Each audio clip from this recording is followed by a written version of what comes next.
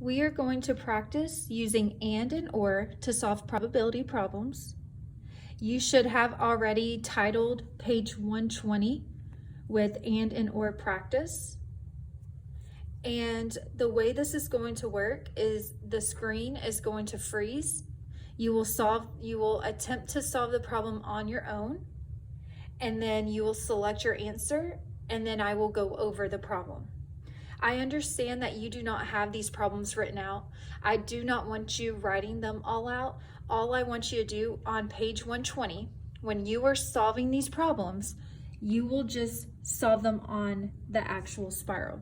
So you'll put a number 1, and you want to make sure for each problem that you start with a probability statement. So start with P for probability, and in your parentheses, you'll put what they're asking for, what the event is. And then once again, after you submit your answer, you can play the video to watch me go over the problems.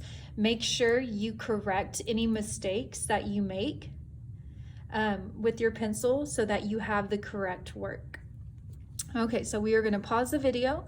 I want you to solve number 1 in your spiral. If you don't have your spiral, use a piece of notebook paper, scratch paper, something to solve it. A bag consists of 5 orange, 3 purple, and 2 green marbles. What is the probability that you will randomly pick an orange marble, replace it, and then pick a purple marble? I'm going to circle all the options. Once again, I know that you do not have these. That is okay, but I'm still going to write on this paper so that I can take notes. I'm going to circle all of the options. There are 5 orange, 3 purple, and 2 green. That is a total of 10 marbles. And then it says, what is the probability that you'll randomly pick an orange marble, replace it, and then pick a purple marble? So this is what's going to go in your probability statement in the parentheses. So you always start with your probability statement, and it says first orange. So I'm going to put an O for orange, and that word is important, then purple. So P for purple. And remember, your answer needs to be a fraction, decimal, and percent. So I'm going to start with a fraction.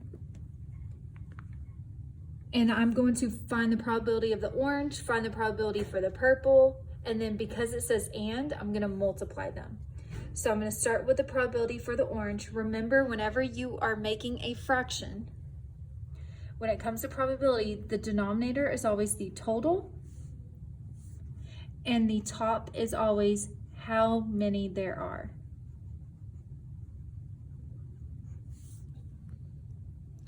Okay, so the bottom is the total. There is a total of 10 marbles.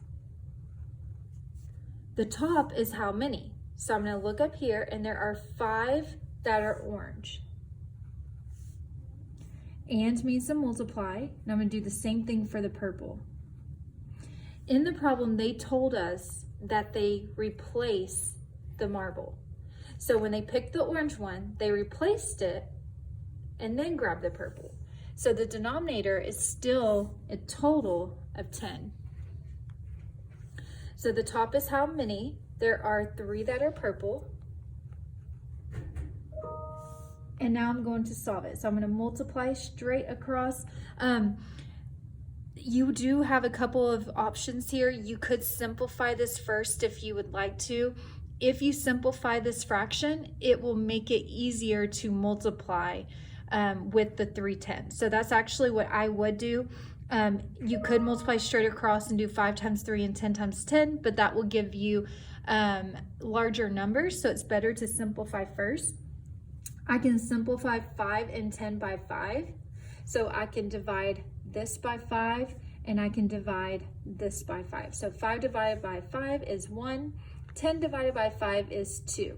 I cannot simplify this fraction, so I'm just going to bring it down. Okay, so now I'm going to multiply straight across. 1 times 3 is 3. 2 times 10 is 20. I cannot simplify this fraction, so that is going to be my answer, my first answer, because I now need to change it to a decimal and a percentage. Okay, so I'm going to divide this out onto the notebook paper just so that I have more space. The numerator always goes inside your division house. 20 goes into 3 0 times. 20 goes into 30 one time.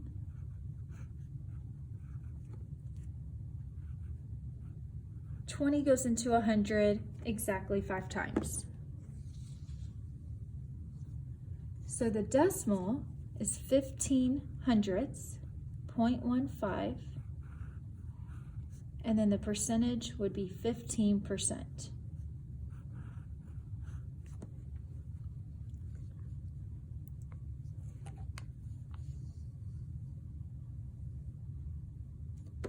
Okay, now we're going to complete number 2. A 6-sided dice is rolled one time. What is the probability that it will land on a 3 or a 6? So there's a typo. They should have said on a.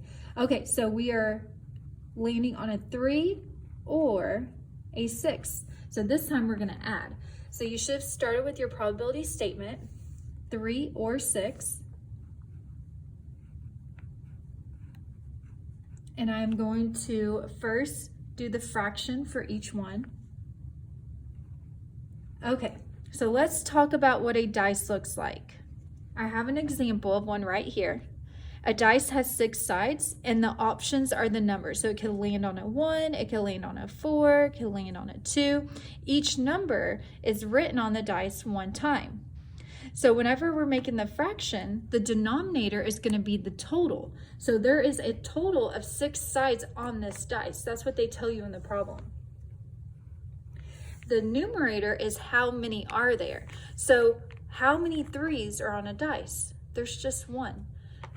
So you have a 1 out of 6 chance of landing on a 3. Or means to add. So once again, there are a total of 6 sides on a dice. And there is only 1 6. Okay, so when you are adding, you have to have a common denominator. These fractions already do. So now I'm going to add the numerators. The denominator stays the same. And now I can simplify. So that gives me 1/3.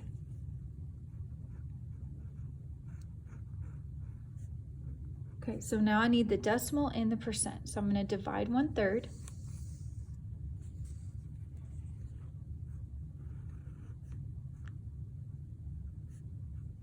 Three goes into 1 0 times.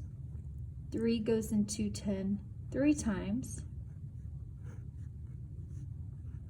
And it looks like it's going to be repeating.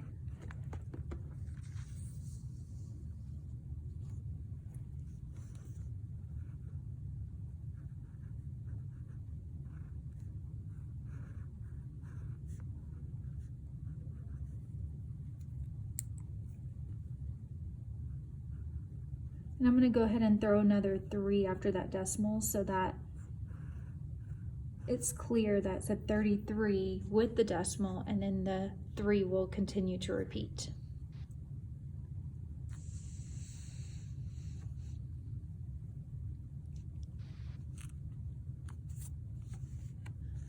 Okay, here's your next problem.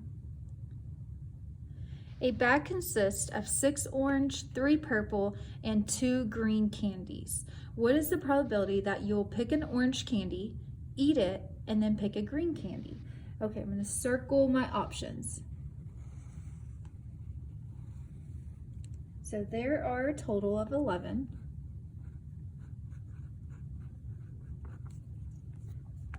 And it wants us to find the probability of getting an orange one, eating it, and so that means to multiply, then getting a green. So starting with the probability statement, orange first, so I'm going to put an O for orange, and then green. Okay, starting with the fraction. So the denominator is always the total. There's 11 total pieces of candy. The numerator is how many.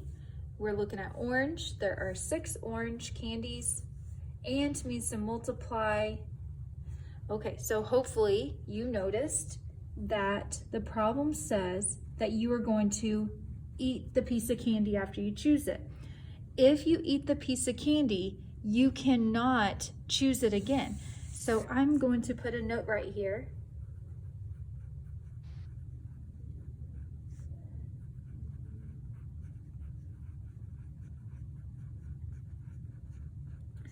That this right here means without replacement. So if I had 11 pieces of candy, I grabbed an orange one and I ate it, I no longer have 11, I now have 10. But I still have 2 green because it wants green the second time. I would first check if I could simplify either one of these fractions. I cannot simplify 6/11ths, but I can simplify 2/10ths. I can simplify it by 2. So this stays the same. 2 divided by 2 is 1. 10 divided by 2 is 5. Now I'm going to multiply straight across. 6 times 1 is 6.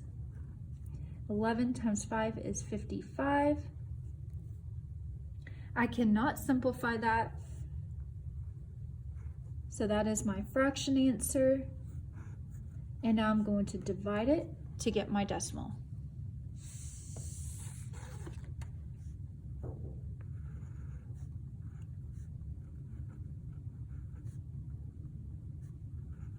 $55 goes into 6 0 times. 55 goes into 60 1 time.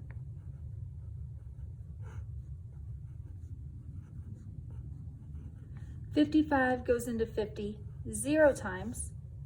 I'm going to go one more time to see if it rounds up. Okay, so I need to make a guess. I'm going to try 9 times first because this is a really large number. I'm going to do 55 times 9. 9 times 5 is 45.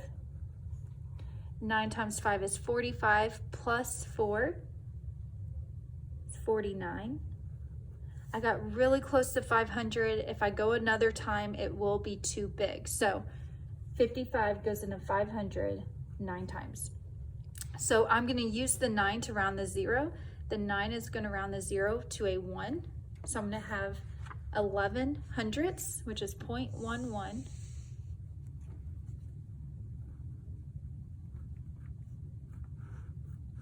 Which is 11%.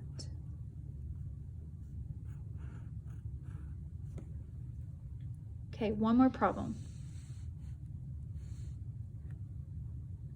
A box consists of 10 blue, 6 red, and 3 green markers. What is the probability of picking a blue marker, not replacing it, and then picking another blue? I'm going to circle all my options. I have a total of 19 markers. And they want us to find the probability of getting a blue first, not replacing it, and getting another blue. So and means to multiply. Okay, so first is blue, and the second one is also blue. I'm going to start with the fraction underneath it. The denominator is always the total. So there is a total of 19 markers. And the numerator is how many blues there are, and there are 10. And means to multiply.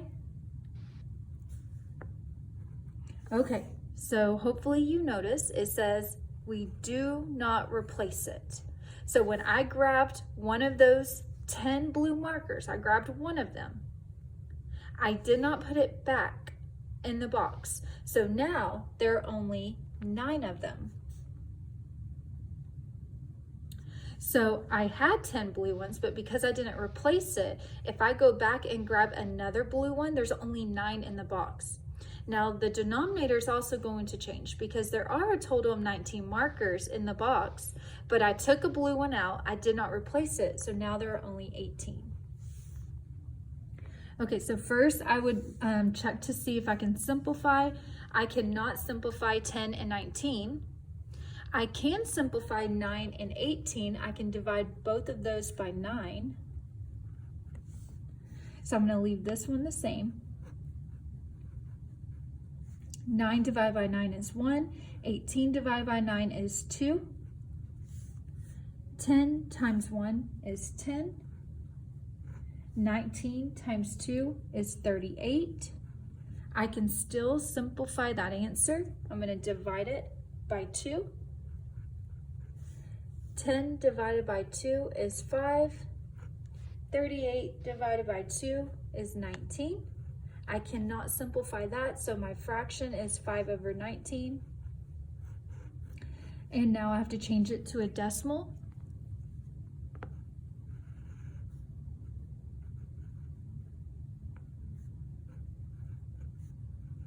Okay, so 19 goes into 5 0 times. You would have to guess and check to see how many times 19 goes into 50. It is 2 times because 19 times 2 is 38. I'm going to subtract and have 12 left. Once again, you will need to guess and check to see how many times 19 goes into 120. That is 6 times. Because 19 times 6 is 114. I'm going to subtract again. I have 6 left. I'm only going to go one more time. 19 goes into 63 times. So the 3 is going to round the 6, and it's going to leave it alone because it's less than 5. So I'm going to have 26 hundredths.